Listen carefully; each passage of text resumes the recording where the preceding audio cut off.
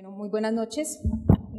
Dando seguimiento a la charla al día de hoy, pues vamos a hablar de cuáles serían las indicaciones específicas de cistectomía radical en este paciente que, como vimos más adelante, pues es un paciente que corresponde a una etapa clínica 2, es un T2 N0 M0, y si nos guiamos por la NCCN, vemos que como categoría 1 tenemos que la cistectomía acompañada de lo que es la quimioterapia neoadyuvante sería el gold estándar en el tratamiento de este paciente en particular. Para sumarnos pues a la evidencia y a las razones por las cuales podríamos ofrecer este tipo de tratamiento o alternativa, vemos que en cuanto a la evaluación diagnóstica específica hay un dato muy importante para tener en cuenta, que es el involucro del orificio ureteral. Recordemos que, como dijimos anteriormente, hasta el 10% de los pacientes pueden tener compromiso del tracto urinario superior. Esta es una de las razones por las cuales, antes de definir la conducta quirúrgica, debido a la posibilidad de otros tipos de tumores, se debe realizar una tomografía con una fase excretora, básicamente una urotomografía. Ya vimos los factores de riesgo en este paciente, que es un tipo de tumor multicéntrico, que es una resección incompleta. La actividad tumoral se encuentra a nivel intravesical y por lo que vemos no hay evidencia de compromiso pélvico, ganglionar pélvico. Los factores de riesgo más importantes para definir la conducta quirúrgica de los pacientes con cáncer de vejiga en estadio clínico 2 específicamente son la edad, que se considera no debe ser la edad cronológica, sino la edad biológica dada por el estado funcional del paciente, y las enfermedades preexistentes que pueden ayudar no solamente a presentar más comorbilidades en fases tempranas, sino en los resultados posteriores al tratamiento. Otros factores de riesgo a considerar en este tipo de pacientes son las cirugías abdominales previas, si tiene o no enfermedad extravesical, si ha recibido radioterapia, sobre todo en tratamientos trimodales, y otros factores de riesgo como son la constitución del paciente, en este caso estamos hablando de la obesidad con un índice de masa corporal por encima de 35, y si hay unos niveles de albúmina sérica que van a predisponer a factores que interrumpan una adecuada cicatrización y por lo tanto contribuyen a una mayor morbilidad del paciente. Tenemos que la cistectomía radical con linfadenectomía pélvica permanece siendo hoy en día el tratamiento de elección en el manejo del cáncer vesical músculo invasor o de alto grado sin evidencia de enfermedad sistémica. Sin embargo, no se le puede ofrecer a todos los pacientes porque es un procedimiento mayor que está asociado con alto porcentaje de complicaciones, las cuales están no solamente relacionadas con la cistectomía misma, sino con el tipo de derivación que le vamos a ofrecer al paciente. Por lo tanto, hay que tener claras cuáles son las indicaciones de cistectomía radical. En este caso podría ser porque es un paciente con una etapa clínica, un T2, N0 o NX, M0, pero también aquellos que van hasta la etapa clínica T4A. Los pacientes que han recibido tratamiento y que tienen enfermedad papilar extensa no controlada por la RTU y que además han recibido terapia intravesical.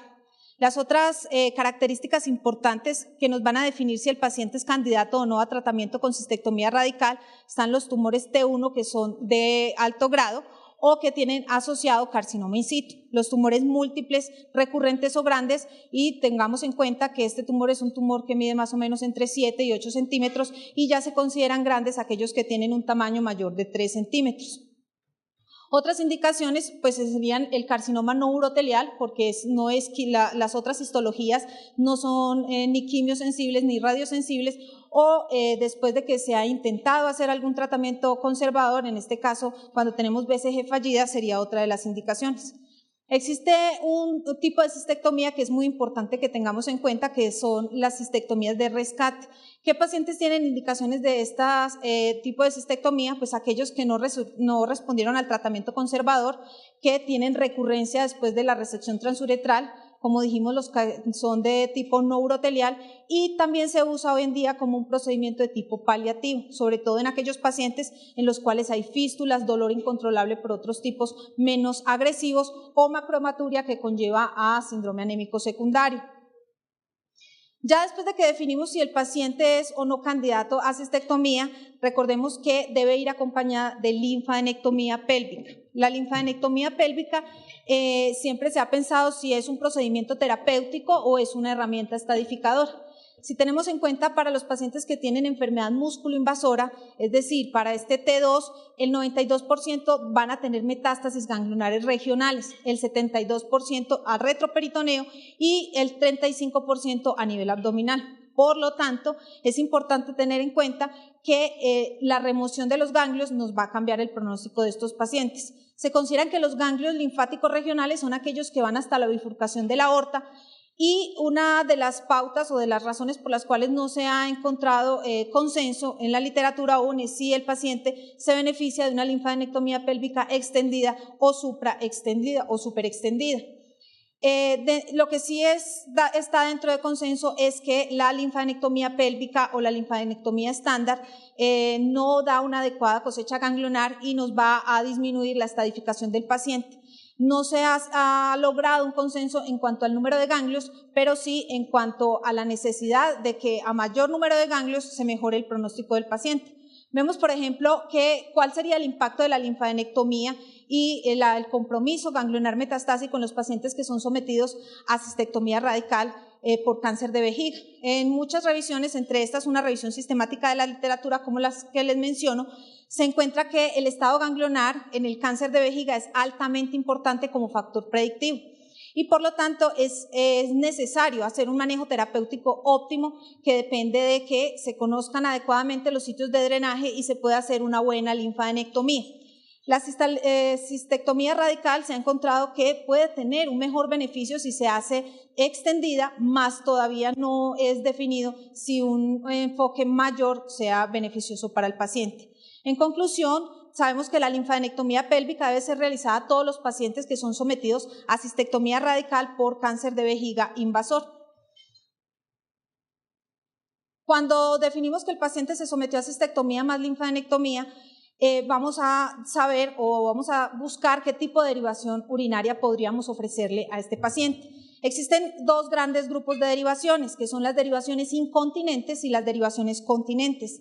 Dentro del primer grupo, las que actualmente más se usan es el conducto ileal, que es la derivación tipo Bricker, y han entrado más en desuso y tiene realmente pocas indicaciones las derivaciones de tipo colónico, como vamos a ver más adelante. En cuanto a las derivaciones continentes, el reservorio cutáneo continente es una opción, sobre todo para aquellos pacientes en los cuales se busca una mejora en la calidad de vida y por supuesto las neovejigas ortotópicas de las que vamos a hablar más adelante. El conducto ileal ha sido por mucho tiempo, a partir de 1950, cuando Bricker lo describió como una de las alternativas más importantes para este tipo de pacientes. Sin embargo, recordemos que como todos los procedimientos de derivaciones urinarias tienen ciertas complicaciones que hacen dudar de si se realizan o no. El 48% de los pacientes que son sometidos a derivaciones de este tipo van a tener complicaciones en las primeras que se denominan complicaciones tempranas, es decir, en los 30 primeros días del procedimiento, que corresponden básicamente a infecciones urinarias, a lesiones o alteraciones a nivel del estómago y pues todas las complicaciones relacionadas con la derivación como tal. Sin embargo, como vemos, este tipo de derivación se ha abocado más para pacientes que tienen cierta sobrevida más corta, dado que hasta el 94% de los pacientes tienen a largo plazo, en estudios de 10 y 15 años, complicaciones, básicamente todas relacionadas con la derivación del conducto ileal. En cuanto al reservorio continente, que sería otra opción para este tipo de pacientes, tenemos que básicamente las alteraciones que se puedan presentar por el intestino utilizado, en este caso estamos hablando del ciego, son incluso un poco menores. Sin embargo, el reflujo que se puede presentar hacia la vía urinaria superior puede conllevar a que haya un deterioro mayor de la función. Lo otro es que se supone que es un tipo de derivación que se debe realizar en pacientes que son mentalmente capaces de sobrellevarla. Entonces, muchos de ellos no logran un adecuado control y no se puede buscar el objetivo principal, que es la mejora en la imagen corporal y la continencia adecuada sin comorbilidades asociadas.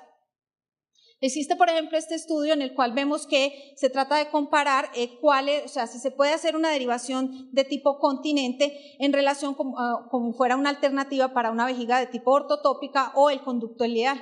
De estos 322 pacientes, el 23% se sometieron a derivaciones continentes y solamente el 25% a vejigas ortotópicas. Recordemos que a pesar de todo, hoy en día sigue siendo el conducto ileal con más del 50% el tipo de reconstrucción que se usa en estos pacientes. Se hace un seguimiento de a 3 años, de 36 meses, y se encontró que podía haber una tasa de continencia del 89% con un promedio de cateterización de 4 a 8 horas. Sin embargo, las principales complicaciones se vieron en relación con lo que es la función renal.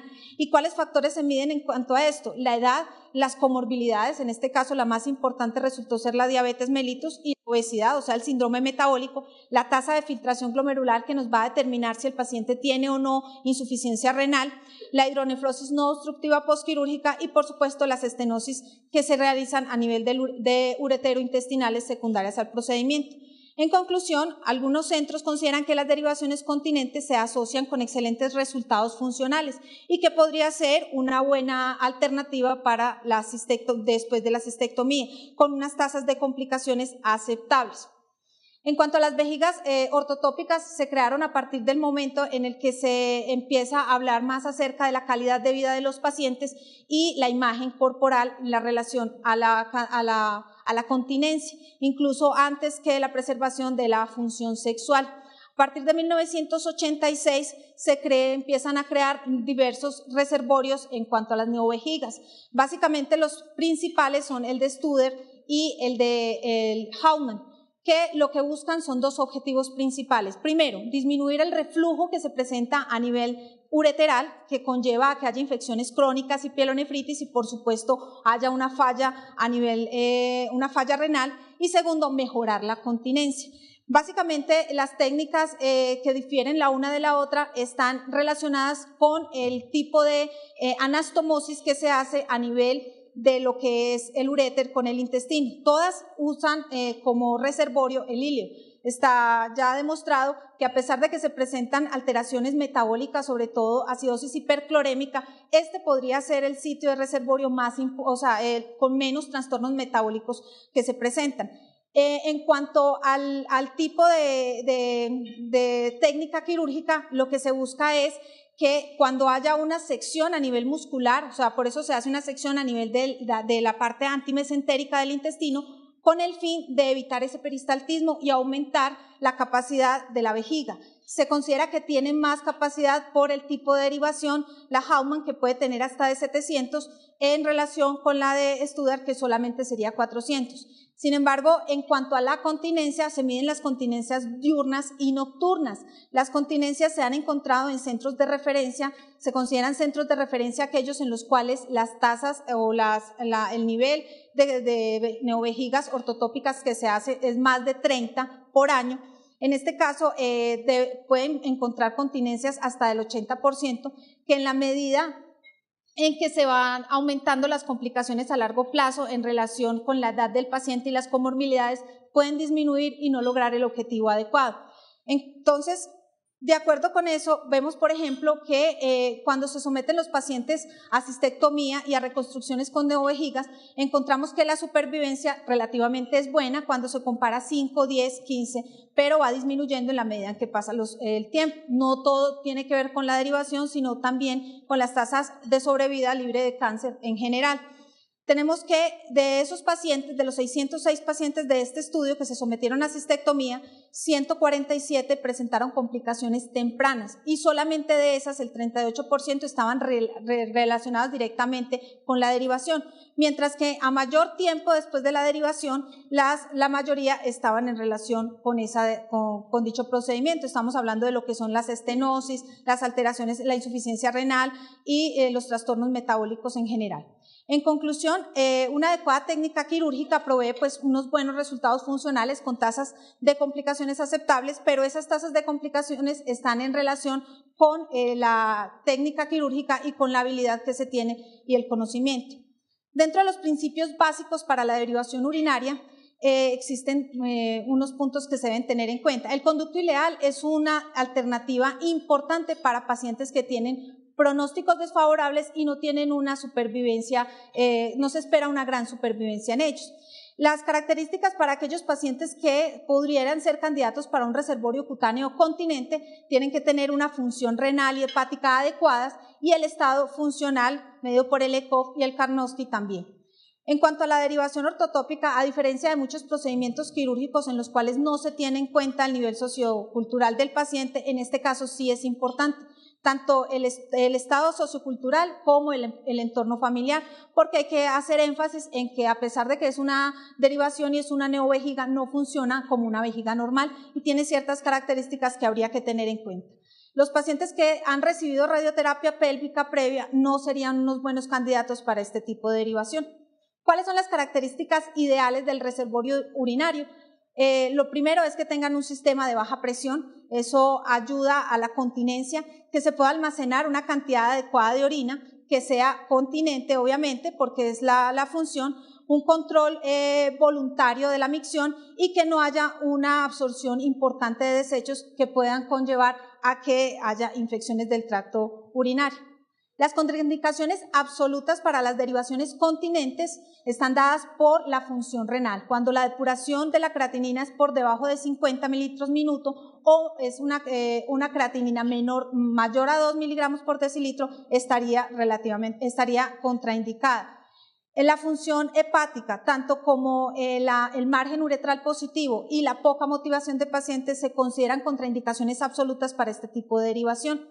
En cuanto a las contraindicaciones relativas de las derivaciones continentes, están todas las comorbilidades asociadas que puedan tener, como por ejemplo la obesidad, el síndrome metabólico, las edades avanzadas, pero incluso hablamos de lo que son edad biológica más que edad cronológica, porque para aquellos pacientes que tienen una buena calidad de vida y que son independientes, incluso se han realizado estudios con pacientes de más de 80 años. La necesidad de recibir otra terapia, la quimioterapia ayudante, si necesitan o si tuvieron radiación pélvica previa, las enfermedades intestinales que van a conllevar a las alteraciones a nivel de las anastomosis y si hay enfermedad local extensa con compromiso de tejidos blandos y alto riesgo de recurrencia. Para seleccionar el tipo de derivación urinaria, entonces hay que proporcionar al paciente una derivación que resulte, lo más importante, en el mejor control local del cáncer, que tenga la menor tasa posible de complicaciones a corto y largo plazo, por supuesto que sea lo mejor para su calidad de vida y que permita una terminación oportuna de la quimioterapia en caso de requerirla. Hay 4 puntos importantes para tener en cuenta de los candidatos. Primero, el control del cáncer, las condiciones del paciente, las técnicas quirúrgicas y la calidad de vida. Lo más importante es lograr un control adecuado para evitar la recurrencia local y, por supuesto, otro tipo de derivaciones que puedan producir tumores secundarios. Las condiciones del paciente, no solamente la edad, sino las comorbilidades que tenga y las condiciones del tracto gastrointestinal para el tipo de derivación. Las consideraciones técnicas de acuerdo con la localización del tumor, si está o no está comprometido la uretra y si va a requerir o no otro tipo de tratamiento. Y por supuesto los objetivos principales de este tipo de derivaciones, que sería la mejora en la calidad de vida, de la imagen corporal, de la continencia y de la sexualidad. Las complicaciones quirúrgicas de estos pacientes, pues las tasas de morbilidad temprana que se consideran son antes de los 30 días, se encuentran más o menos en el rango entre los 20 y el 56%, mientras que las tasas de mortalidad tardía se asocian básicamente al tipo de derivación. Recordemos que después de 15 años hasta el 94% de los pacientes van a tener complicaciones relacionadas con la derivación. La mortalidad perioperatoria, aunque es baja, depende del nivel de experiencia del centro en el que se realiza. Se encuentra que está alrededor del 1.2 al 3.2% a los 30 días y aumenta hasta el 8% a los 90 días después de la cirugía. Las complicaciones en general las dividimos en 2 grupos, en las complicaciones tempranas, menos de 30 días, y las complicaciones tardías, todas esas relacionadas con el reservorio, con el tipo de anastomosis, las comorbilidades, es decir, otras que no tienen nada que ver con el paciente, no tienen nada que ver con la cirugía como tal, perdón. Dentro de las complicaciones tempranas, las más importantes están relacionadas con las infecciones del tracto urinario superior, básicamente las fugas urinarias y las pielonefritis, y las obstrucciones ureterales que se puedan producir por el tipo de técnica quirúrgica usada en la reconstrucción y en la anastomosis ureterointestinal. Las otras, en general, tienen que ver con procedimientos quirúrgicos mayores, como son las dehiscencias de las heridas o incluso problemas que se presentan de tipo anestésico, como pueden ser el tromboembolismo o la trombosis venosa.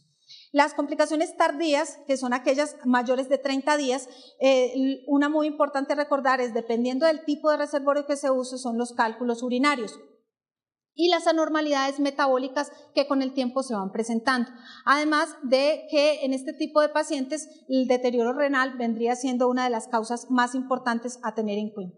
Los factores de riesgo de recurrencia pues son la enfermedad multifocal, el carcinoma in situ, el carcinoma que se presenta a nivel del tracto urinario superior, el compromiso del cuello de la vejiga, el compromiso de la uretra prostática y cuando hay invasión a nivel del estroma.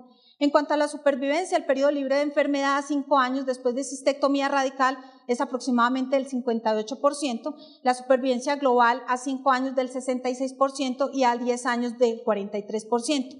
Sin embargo, el periodo libre de enfermedad disminuye hasta el 40% en pacientes que tienen ganglios positivos en el momento de la cirugía.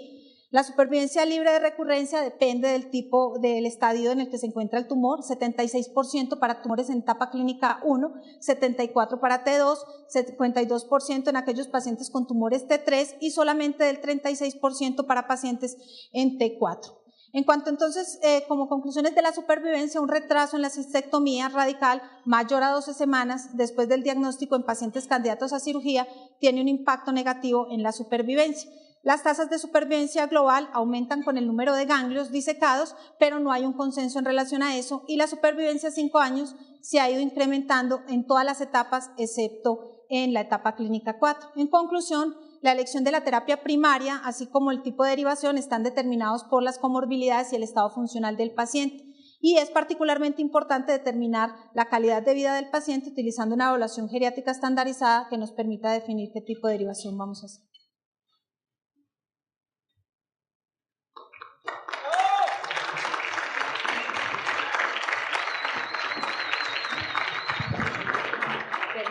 Aquí, espérame tantito. Bueno, Abril, entonces ya nos comentaste acerca de la cistectomía, que esta podría ser una opción para el paciente que se presentó. ¿Qué tipo de derivación es la que hacen con mayor frecuencia en tu hospital? La derivación que más se hace es el Beaker. Es con la que más experiencia se tiene. Generalmente no son pacientes que llegan en estadios más tardíos, que tienen una sobrevida menor, que tienen una pobre función renal, que no tienen un adecuado apoyo social ni tienen un adecuado apoyo pues para este tipo de derivaciones. Entonces normalmente, debido a la expectativa de vida, lo que más se hace son derivaciones de tipo Beaker. Okay. Más o menos, ¿como cuánto es la estancia hospitalaria posterior a una cistectomía? Depende, o sea, lo que pasa es que depende del tipo de comorbilidades que presente el paciente. Normalmente uno esperaría que fuera una semana, ¿cierto? En los pacientes que normalmente no tienen ninguna complicaciones, generalmente las complicaciones que más se ven son el hilio posoperatorio o las fugas urinarias que se presentan de la derivación. Generalmente cuando los pacientes mejoran del hilio y no presentan fugas anastomóticas, que sería la otra complicación importante, generalmente pueden ser dados de alta a la semana. Ok, y más o menos en un promedio, esto hablando de si un paciente necesita quimioterapia adyuvante, después de una cistectomía, ¿cuánto tiempo después un paciente tú podrías considerar que está recuperado? Después de 4 semanas. 4 semanas. La mayor parte después de 4 semanas. Sí, generalmente estos pacientes van apoyados nutricionalmente, porque esa es una de las contraindicaciones para iniciar un adecuado tratamiento adyuvante. Entonces, si los pacientes tienen un adecuado control de la hemoglobina, si están bien nutridos y si tienen una adecuada cicatrización, son candidatos para quimioterapia. Okay. La mayor parte de los pacientes que son llevados a una cistectomía en tu hospital, ¿en qué etapas clínicas están? ¿2 o 3? No, 2. Etapas clínicas 2. Ok. ¿Alguien tiene alguna pregunta para la doctora Margarita? ¿No? ¿Alguna opinión que tengan acerca de la cistectomía? Este es un tipo de tumor que no solamente las especialidades que estamos presentes en este momento somos las que tomamos las decisiones. Una parte también fundamental es urología. En algunos hospitales, ellos son quienes llevan el manejo de estos pacientes, sobre todo en las etapas tempranas, y en algunos otros hospitales, ellos son quienes realizan este tipo de cirugías. ¿Alguien que quiera dar alguna opinión en algún otro hospital? Por ejemplo, del 20 de noviembre, de acuerdo a mi experiencia, lo que se hace aquí es como un manejo conjunto. La mayor parte de los pacientes son tratados por el servicio de cirugía oncológica y cuando es necesaria una cistectomía, la realiza cirugía oncológica. Sin embargo, hay un porcentaje pequeño de pacientes que sí es operado por el servicio de urología. En el Hospital General, sí, es más frecuente que sea por el tipo de pacientes, o sea, como manejan el seguro y como llegan los pacientes derivados al servicio, generalmente pasan primero al servicio de urología.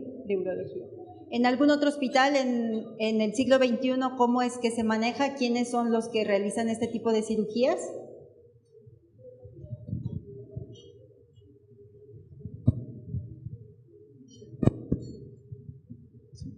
Sí, creo que sí, en general, cuando existe la posibilidad de tener una experiencia amplia con un servicio bien formado de urología oncológica, son los que tratan a estos pacientes. En el Centro Médico Nacional, los que tratan a los pacientes con tumores urológicos son los urólogos oncólogos como tal, ¿no? Gente que ha estado entrenada en ese aspecto y de preferencia bajo un equipo multidisciplinario, ¿no? Que es lo que tendría un mayor impacto en la evolución de estos pacientes. Gracias, doctor Rivera. ¿Alguien más del INCAN? ¿Cómo es que funciona ahí? ¿Quién lleva a cabo la cirugía? ¿Hay alguna presentación de los pacientes? ¿Nadie? Yo.